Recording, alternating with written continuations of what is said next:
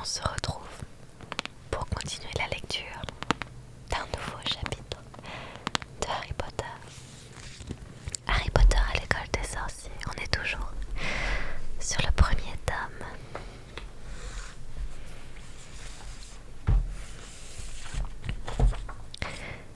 Chapitre 11.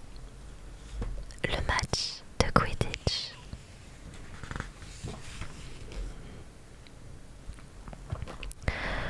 Le temps froid de novembre enveloppa de glace les montagnes qui entouraient l'école et la surface du lac prit une couleur d'acier. Chaque matin, le sol était couvert de givre et l'on voyait Hagrid qui dégivrait les balais sur le terrain de Quidditch. Il était emmitouflé dans un long manteau en peau de taupe et portait des gants en peau de lapin et d'énormes bottes en peau de castor. Bonsoir Everodan, bienvenue à toi. Un plaisir si ça te plaît, merci beaucoup pour la rose Everodan, excuse-moi, je ne l'ai pas vue. Merci beaucoup, c'est très gentil, c'est adorable.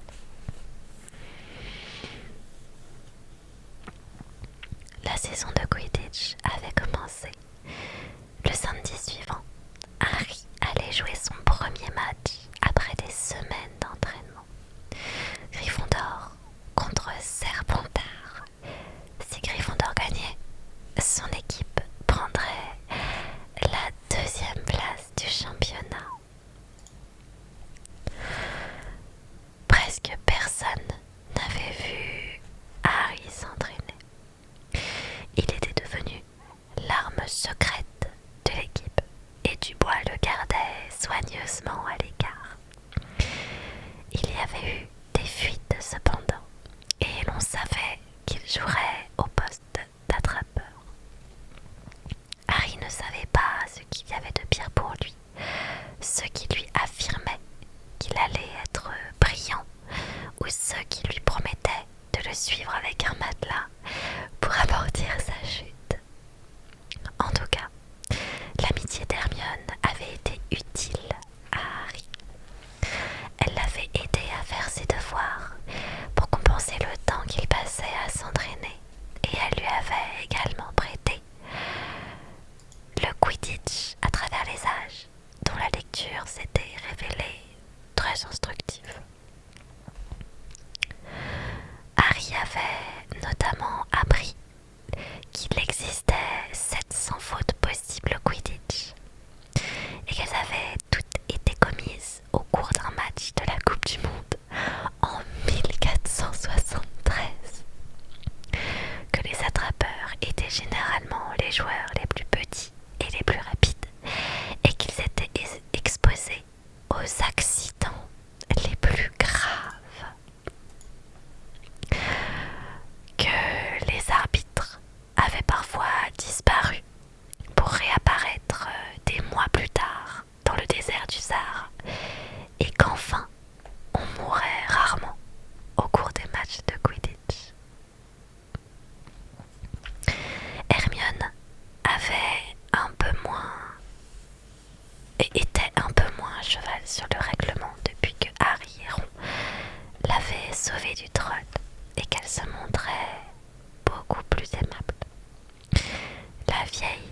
La veille du premier match de Quidditch, Hermione, Harry et Ron s'étaient retrouvés dans la cour pendant la récréation. La température était glaciale, mais Hermione avait réussi à fabriquer, par un tour de magie, un feu vif et clair qu'elle pouvait transporter dans un bocal de confiture et qui répandait une douce chaleur. Debout, côte à côte, ils se réchauffaient à la flamme bleue du bocal, en le cachant soigneusement derrière eux, de peur qu'on la leur confisque. Lorsqu'ils virent Rogue traverser la cour, Harry remarqua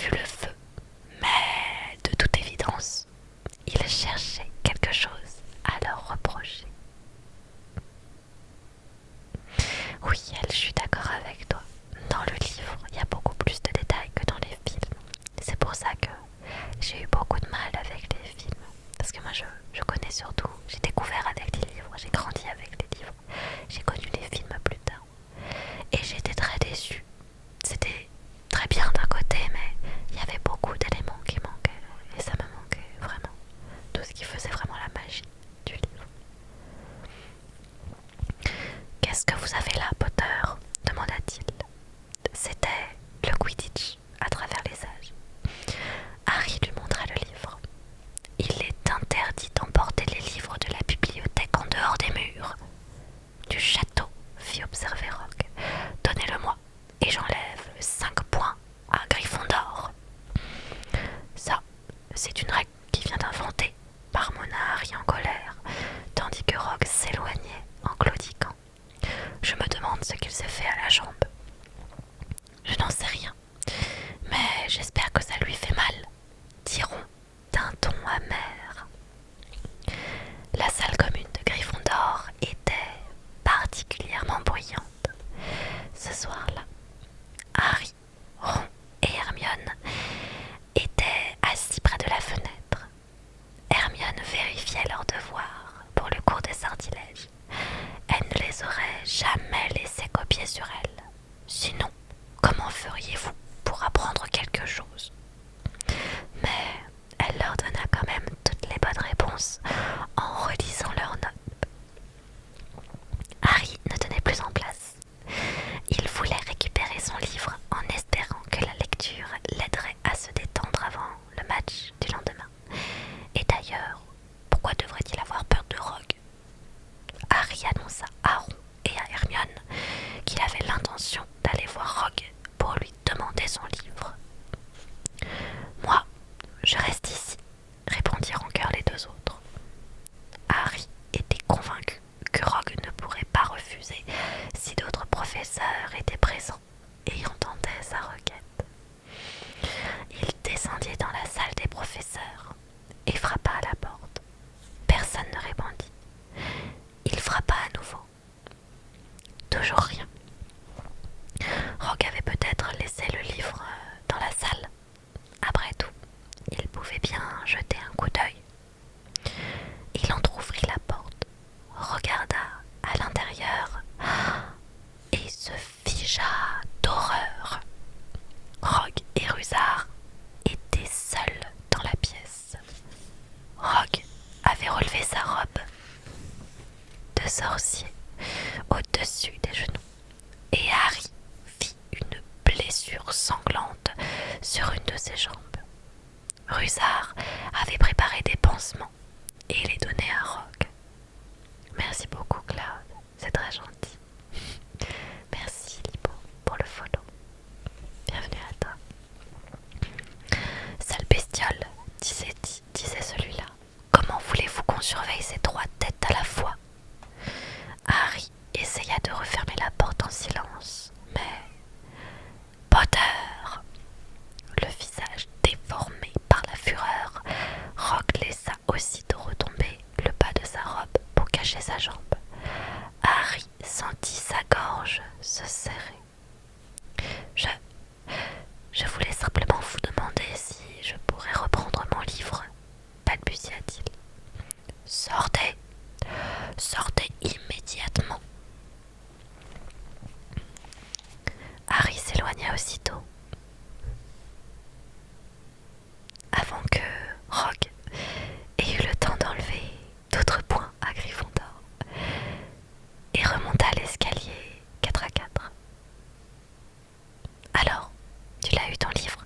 Demanda Ron lorsqu'il eut rejoint la salle commune. Eh bien, qu'est-ce qui t'arrive? Dans un murmure, Harry raconta à Ron et à Hermione ce qu'il venait de voir. Vous comprenez ce que ça veut dire? Conclut-il, le souffle court.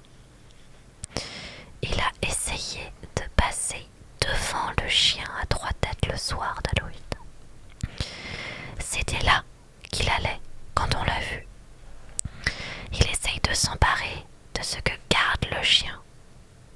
Et je suis prêt à parier mon balai qu'il a laissé entrer ce troll exprès pour faire diversion. Hermione ouvrit de grands yeux. Oh, il n'aurait pas fait une chose pareille, dit-elle. Même s'il est désagréable, il n'essaierait pas de voler quelque chose que Dumbledore a mis en lieu sûr. Tu crois vraiment que tous les professeurs sont des saints? Rétorqua Ron. Moi, je suis d'accord avec Harry. Je n'ai pas la moindre confiance en Rogue. Mais je me demande ce que ce chien peut bien garder. La même question tournait dans la tête de Harry lorsqu'il alla se coucher. Il aurait bien voulu dormir, mais il n'arrivait sommeil. Neville ronflait bruyamment et il revoyait sans cesse l'expression féroce du visage de Rogue lorsqu'il l'avait surpris en train de soigner sa jambe dans la salle des professeurs. Au matin, le ciel était clair, l'air sec et froid. La grande salle sentait bon la saucisse frite et retentissait de conversations joyeuses qui portaient toutes sur le match de Quidditch. Il faut absolument que tu manges quelque chose. Je ne veux rien. Un simple morceau de toast l'encouragea Hermione. Je n'ai pas faim. L'approche de son premier match lui nouait l'estomac. Dans une heure à peine, il serait sur le terrain. Bonsoir, Gérant. Harry, il faut que tu prennes des forces, dit Seamus Finnegan. Les attrapeurs sont toujours la cible principale de l'équipe adverse. Merci, Seamus, dit Harry en le regardant couvrir ses saucisses de ketchup. Vers 11h, toute l'école était rassemblée sur les gradins du stade. De nombreux élèves étaient équipés de jumelles. Les sièges avaient beau être en hauteur, il était parfois difficile de suivre. Ron, Hermione, Neville, Seamus et Dean s'étaient assis côte à côte, tout en haut, et avaient déployé une grande bannière sur un des draps que Croutard avait détruit. Il y avait écrit « Potter, président ». Hermione avait même réussi un tour de magie qui avait rendu les lettres lumineuses. Dean avait dessiné en dessous un énorme lion Gryffondor. Pendant ce temps, dans les vestiaires, Harry et les autres joueurs revêtaient la robe rouge de leur équipe. Les Serpentards, eux, étaient habillés en vert. Dubois s'éclaircit la gorge. Messieurs, dit-il, et mesdemoiselles, ajouta Angelina Johnson, qui jouait dans l'équipe au poste de poursuiveur. D'accord, messieurs et mesdemoiselles, corrigea Dubois. Nous y voilà. Le grand jour est arrivé, dit Fred Weasley. Celui que nous attendions tous, ajouta George. On connaît le discours d'Olivier par cœur, dit Fred. À Harry, on était déjà dans l'équipe l'année dernière. Taisez-vous, vous deux, coupa Dubois. C'est la meilleure équipe que nous ayons eue à Gryffondor depuis des années. On va gagner, je le sais. Il y eut un regard noir qui signifiait « Sinon, gare à vous ». Merci Nanou pour le follow, c'est très gentil. Allez, c'est l'heure. Bonne chance à tous. Coucou Emma. Harry, les jambes tremblantes, suivit Fred et George sur le terrain où ils furent accueillis par des acclamations enthousiastes. Debout, au milieu du terrain, son balai à la main, Madame Bibine était chargée d'arbitrer le match. Je veux que la rencontre soit placée sous le signe du fair play, prévint-elle lorsque tous les joueurs se furent rassemblés autour d'elle. Harry remarqua qu'elle s'adressait tout particulièrement à Marcus Flint, le capitaine de l'équipe des Serpentards. Flint semblait avoir du sang de troll dans les veines. Du coin de l'œil, Harry aperçut la bannière flottante dont l'inscription « Potter président » étincelait comme une enseigne au néon. Cette brève vision lui redonna courage.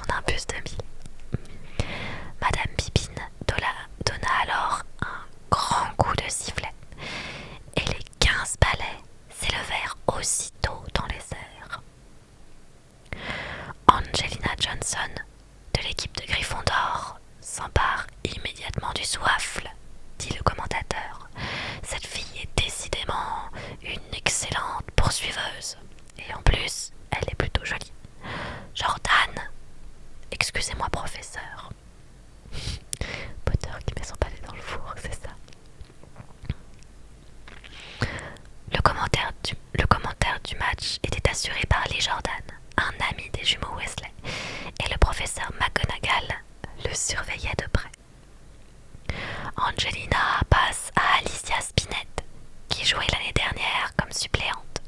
Nouvelle passe à Johnson et non, c'est Marcus Flint, le capitaine des Serpentards, qui reprend le soifle et qui vole comme un aigle vers les buts adverses. Il va marquer. Non, le tir est arrêté par Olivier Dubois, le gardien de Gryffondor. Gryffondor reprend le soifle avec Cathy Bell qui fait un joli plongeon pour éviter Flint et aïe, qui a dû faire mal, un cognard en pleine tête.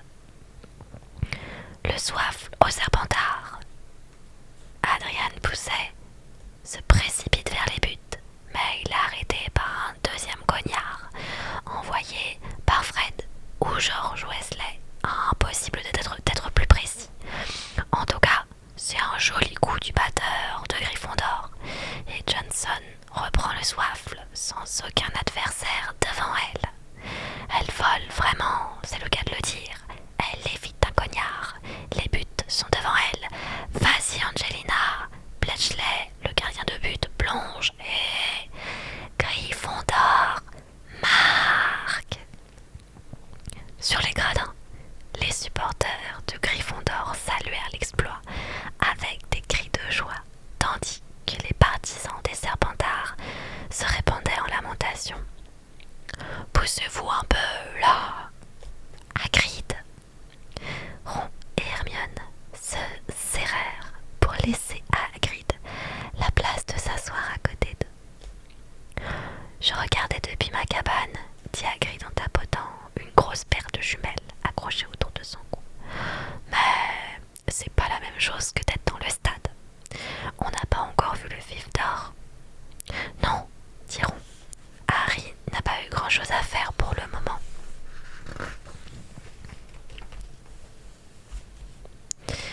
Méfie-toi, ceci dit, recommanda Hagrid en relevant ses jumelles et en observant le ciel en direction de Harry, réduit à un point. Acalé fourchon sur son balai, Harry volait bien au-dessus du terrain, scrutant l'espace autour de lui, dans l'espoir d'apercevoir le vif d'or. Garde une certaine distance jusqu'à ce que tu vois le vif d'or, lui avait recommandé Dubois.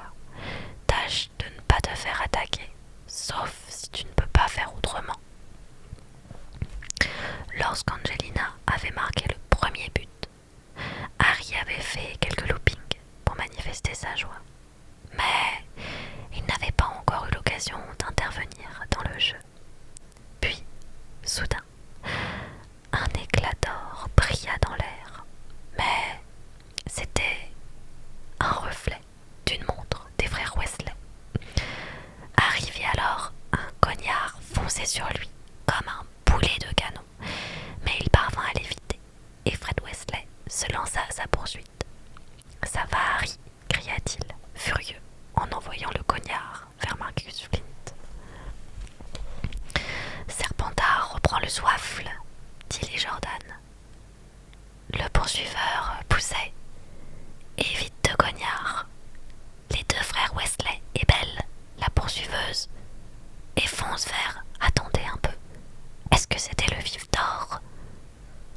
Un murmure parcourut la foule, tandis qu'Adrien Pousset perdait le soifle, trop occupé à regarder par-dessus son épaule l'éclat d'or qui venait de passer à côté de son oreille gauche. Le cœur battant, Harry plongea aussitôt dans sa direction. Terence X, l'attrapeur des Serpentards, l'avait vu également, et ils foncèrent côte à côte pour essayer de l'attraper. Les poursuiveurs semblaient s'être désintéressés du jeu et regardaient les deux attrapeurs au coude à coude. Harry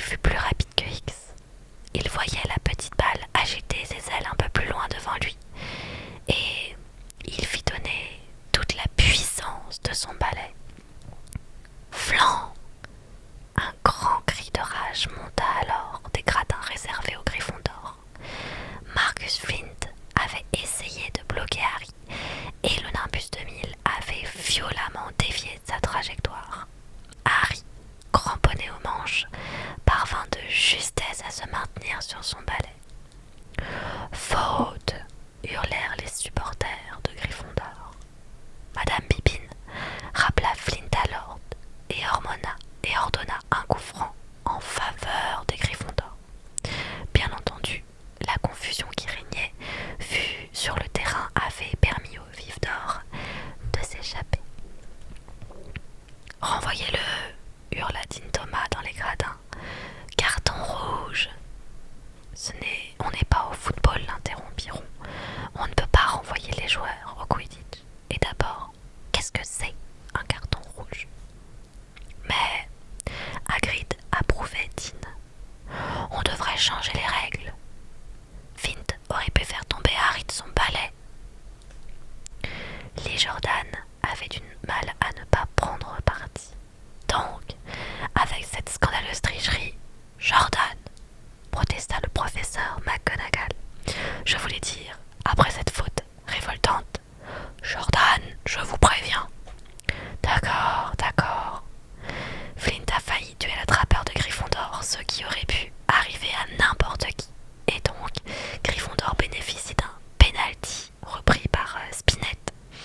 Et c'est Gryffondor qui garde le soifle. Lorsque le jeu eut repris, Harry évita un nouveau cognard qui fonçait sur lui. Au même moment, son balai fit une violente embarquée. Pendant une fraction de seconde, il crut qu'il allait tomber. Il serra les mains et les genoux sur le manche, et à nouveau, le balai eut un sursaut, comme un cheval de rodéo qui aurait essayé de le désarçonner. Harry s'efforça de virer en direction des buts de Gryffondor et fut tenté de demander un temps mort à Dubois, quand soudain, il se rendit compte que son imbus de mille ne répondait plus. Il refusait de tourner et zigzaguait à sa guise en multipliant les embardées. Lee Jordan continuait de commenter. Serpentard prend le soifle avec Flint, qui, double Spinette, double Belle. Un cognard le frappe au visage. J'espère qu'il a le nez cassé. Non, non, je plaisantais, professeur. Ah non, Serpentard marque. Les supporters de Serpentard poussèrent des exclamations. Pendant ce temps, personne ne semblait avoir remarqué le comportement étrange du balai de Harry. Le nimbus de mille prenait lentement de l'altitude et en continuant ses soubresauts. Je ne sais pas ce que fabrique Harry, grommela Hagrid, qu'il observait avec ses jumelles. Je me demande s'il n'a pas perdu le contrôle de son balai.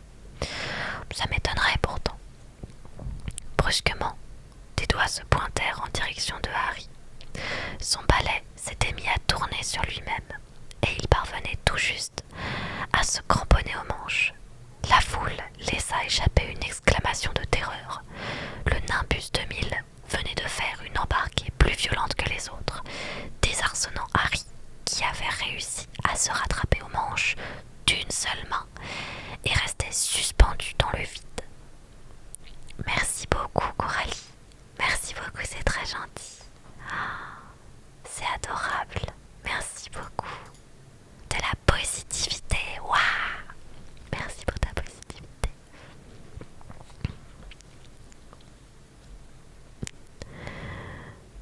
Vous croyez que le balai a pris un coup quand Flint a bloqué Harry?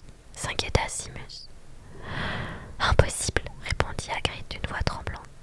Il n'y a que la magie noire qui puisse dérégler un balai. Aucun élève n'arriverait à faire ça à un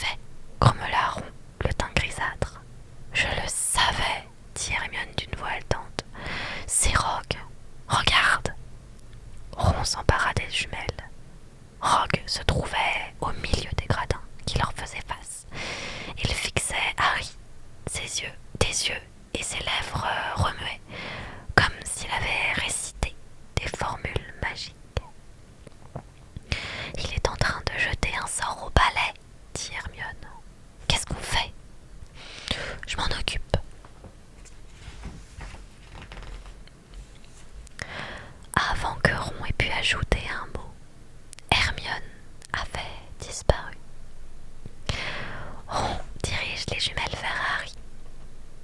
Son balai vibrait avec une telle force que Harry ne pourrait pas tenir très longtemps. Les spectateurs, horrifiés, s'étaient levés et regardaient les frères Weasley qui essayaient d'attraper Harry pour le prendre sur leur balai. Mais leurs efforts étaient inutiles. Chaque fois qu'ils s'approchaient, le nimbus de Mille prenait encore un peu plus d'attitude pour rester hors de leur portée. Ils firent alors des cercles en dessous de Harry en espérant le rattraper s'il tombait. Pendant ce temps, Marcus Flint s'était emparé du soifle et avait marqué 5 buts dans l'indifférence générale. Hermione s'était frayé un chemin jusqu'au gradin où se trouvait Rogue et courait à présent le long de la rangée qui était juste derrière la sienne. Au passage, elle bouscula le professeur Quirrell qui tomba tête la première. Sans prendre la peine de s'excuser, elle poursuivit sa course et parvint à la hauteur de Rogue. Elle s'accroupit alors derrière lui, sortit sa baguette et murmura une formule magique. Aussitôt, la baguette projeta des gerbes d'étincelles bleues sur la robe de Rogue. Le professeur mit quelques secondes à se rendre compte que le bas de sa robe de sorcier avait pris feu. Le cri d'honneur qu'il poussa prouva à Hermione qu'elle avait réussi son coup. Une autre formule magique fit alors rentrer les flammes dans le bocal qu'elle avait dans la poche et elle repartit à 4 pattes le long de la rangée. Rogue ne s'était aperçue de rien, mais elle avait réussi à détourner son attention. Là-haut, loin au-dessus du terrain, Harry put soudain faire un rétablissement et reprendre une position normale sur son balai. Neville, regarde, elle a réussi, s'exclama Ron à l'autre bout du stade. Neville sanglotait depuis 5 bonnes minutes, la tête enfouie dans la veste de Hagrid. Lorsque Harry redescendit en piqué vers le sol, la foule vit qu'il avait une main plaquée contre sa bouche, comme s'il était sur le point de vomir. Il atterrit brusquement sur la pelouse du stade, toussa, et un objet doré tomba alors au creux de sa main. « J'ai attrapé le vif d'or !» hurla-t-il en l'agitant au-dessus de sa tête. Et le match prit fin dans la plus totale confusion. 20 minutes plus tard, Marcus Flint continuait de hurler. « Il ne l'a pas attrapé, il a failli l'avaler. » Mais aucune règle du jeu ne l'interdisait. Gryffondor avait donc bel et bien remporté le match par 170 points contre 60. Comme Lee Jordan le hurlait autour de joie, toujours de joie. Harry cependant n'entendit rien de ce qui se disait sur le terrain. Il prenait un thé fort dans la cabane de Hagrid en compagnie de Ron et de Hermione. « C'est Rogue qui a fait le coup », affirma Ron. « On l'a vu, Hermione et moi. Il était en train de jeter un sort à ton balai. Il te fixait des yeux en marmonnant des formules magiques. »« Allons, ce sont des bêtises, » répliqua Hagrid, qui n'avait pas entendu un mot de ce que Ron et Hermione s'étaient dit sur les gradins. « Pourquoi Rogue aurait-il fait ça ?» Harry, Ron et Hermione échangèrent un regard en se demandant ce qu'ils pouvaient bien lui répondre. Harry décida de dire la vérité. « J'ai fait une découverte à son sujet, » annonça-t-il à Hagrid. « Il a essayé de passer devant le chien à 3 têtes le soir d'Halloween et il s'est fait mordre. Il voulait sûrement voler ce que le chien doit garder. » Hagrid lâcha la théière. « Vous avez vu tout vu !» s'exclama-t-il. « Tout vu. Il est à moi. Je l'ai acheté à un ami grec que j'ai rencontré dans un pub l'année dernière. Je l'ai prêté à Dumbledore pour garder. » Hagrid s'interrompit. « Garder quoi ?» demanda avidement Harry. suffit. Ne me posez plus de questions, répondit Hagrid d'un ton bourru. C'est top secret. Mais Rogue essaye de voler ce que garde votre chien. Ce sont des bêtises, répéta Hagrid. Rogue est un professeur de Poudlard. Il ne ferait jamais une chose pareille. Dans ce cas, pourquoi a-t-il essayé de tuer Harry? S'écria Hermione, que les événements de l'après-midi avaient marqué. Je sais ce que ça veut dire de jeter un sort. J'ai tout lu là-dessus. Il faut fixer les yeux sur l'objet ou la personne visée